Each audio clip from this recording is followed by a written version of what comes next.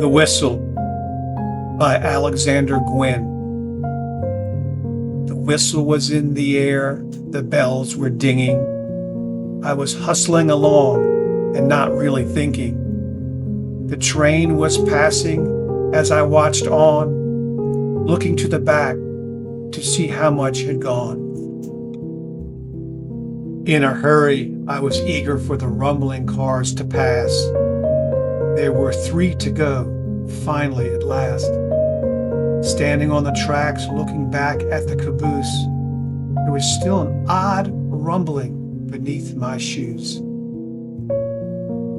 The last red car continuing to put distance between us, but somehow the rails beneath my feet were beginning to fuss. A sudden sweaty chill hit. I felt faint. Turned around. Oh no, wait. A train coming from the other line. I quickly stepped back. Surely I was fine.